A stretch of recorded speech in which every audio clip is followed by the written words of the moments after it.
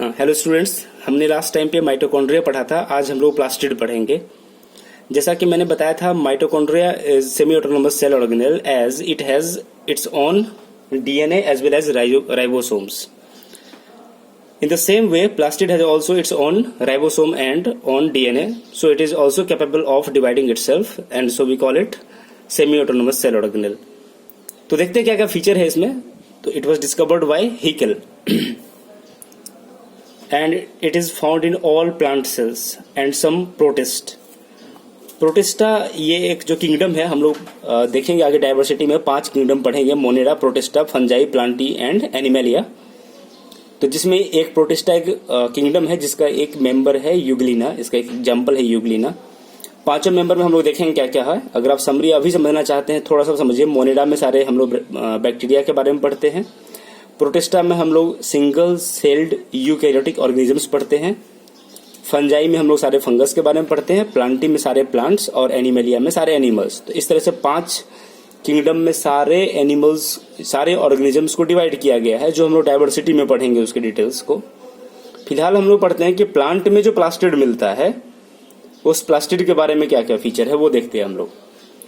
तो प्लास्टिड 2 तरीके के होते हैं, एक तो ल्यूकोप्लास्ट और दूसरा क्रोमोप्लास्ट।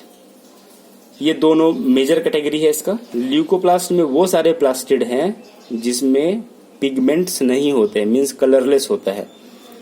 प्लांट में जो कलर आता है, प्लांट के अंदर फ्रूट में, लीफ में और भी जिसके पार्ट हैं, उसमें जो कलर आता है वो कलर किसी न किसी पिगमेंट की वजह से आता है। जैसे कि हम लोग देखते हैं कि लीफ का कलर अगर ग्रीन है तो वो किसी पिगमेंट की वजह से ग्रीन है। तो हम देखते हैं कि क्या क्या वो पिगमेंट हो सकता है। तो 2 तरह का पिगमेंट होता है मेनली, एक तो होता है ल्यूकोप्लास्ट और दूसरा क्रोमोप्लास्ट।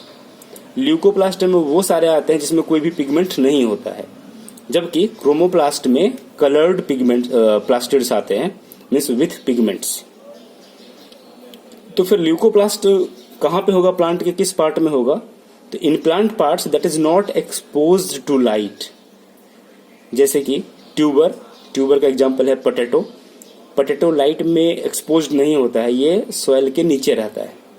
प्लांट का रूट वाला पार्ट, राइजोम्स वाला पार्ट, तो ये सारे जो पार्ट होते हैं, रूट लाइक स्ट्रक्चर्स जो भी होते हैं, अंडरग्राउंड स्ट्रक्चर जो होते हैं प्लांट में, तो इन सब में कोई ब्राइट कलर नहीं होता है। और तो फिर इसका फंक्शन क्या होगा प्लांट में, ये क्या काम करेगा?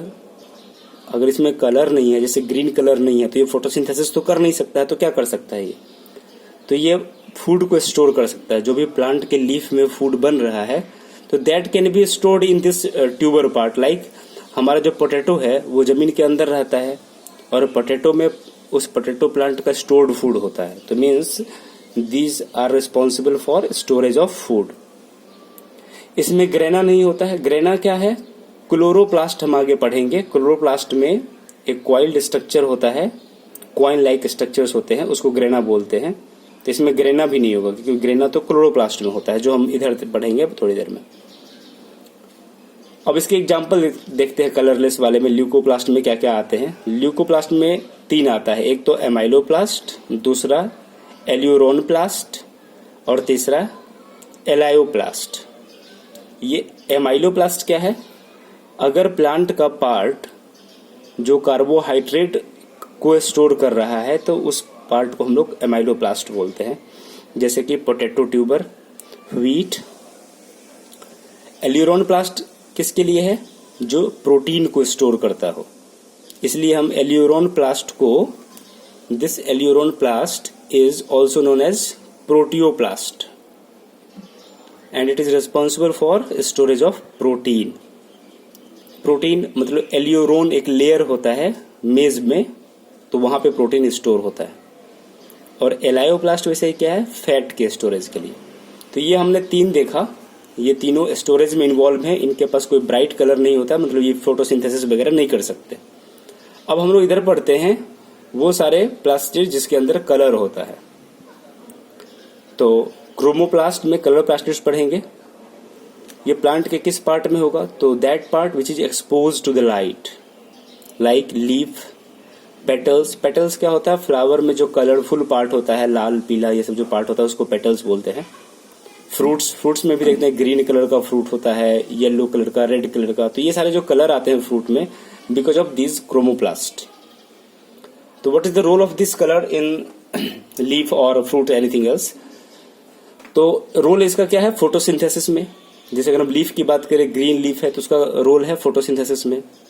पेटल्स, जो फ्लावर में पेटल्स होते हैं रेड और जो ब्राइट कलर्स होते हैं, उन सब का रोल होता है attraction of pollinating agents, means insect वगैरह को अट्रैक्ट करता है सो दैट कि पॉलिनेशन हो सके। अब हम देखते हैं इसके टाइप्स, क्रोमोप्लास्ट के टाइप्स। तो फर्स्ट है इसका क्लोरोप्लास्ट। अपने को मेनली यही ध्यान में रखना है प्लास्टिड में, ये सब तो हमने पढ़ा ही है प्लास्टिड में, ये सब हम लिखेंगे भी अपने नोटबुक में, लेकिन अपने को मेनली इंपॉर्टेंट क्लोरोप्लास्ट पे ध्यान देना है क्योंकि इसी को हम लोग बाद में डिटेल में पढ़ने वाले हैं। क्लोरोप्लास्ट, तो ये क्लोरोप्लास्ट जो है इसमें कौन सा पिगमेंट होता है? तो इसमें क्लोरोफिल होता है और इसी क्लोरोफिल की वजह से ग्रीन कलर होता है लीफ में। और ग्रीन स्टेम, जो यंग स्टेम होते हैं ग्रीन कलर के, उन सब में जो ग्रीन कलर है बिकॉज ऑफ दिस क्लोरोप्लास्ट। और क्लोरोप्लास्ट के अंदर क्या है? क्लोरोफिल, ग्रीन पिगमेंट है। हम इसका स्ट्रक्चर भी नेक्स्ट वीडियो में देखेंगे, क्लोरोप्लास्ट का स्ट्रक्चर, और उसके अंदर देखेंगे कि क्लोरोफिल कैसे होता है और ग्रेना कैसे होता है। ये पार्ट भी हम देखेंगे और ये क्लोरोफिल भी देखेंगे इस क्लोरोप्लास्ट के अंदर। तो नेक्स्ट वीडियो में हम लोग क्लोरोप्लास्ट भी पढ़ेंगे। तो ये फर्स्ट टाइप हो गया कलर्ड वाले में क्लोरोप्लास्ट। सेकेंड है फियोप्लास्ट।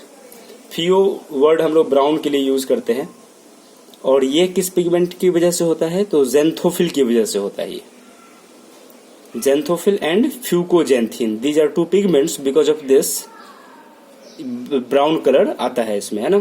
तो एग्जाम्पल ब्राउन एल्गी, हम लोग जब पढ़ेंगे प्लांट किंगडम पूरा तो उसमें हम लोग एल्गी पढ़ेंगे तो वहां पे एक ब्राउन एल्गी आएगा। तो उसमें जो ब्राउन कलर आता है वो बिकॉज ऑफ दिस फियोप्लास्ट आता है, इस पिगमेंट की वजह से आता है। तीसरा है रोडोप्लास्ट।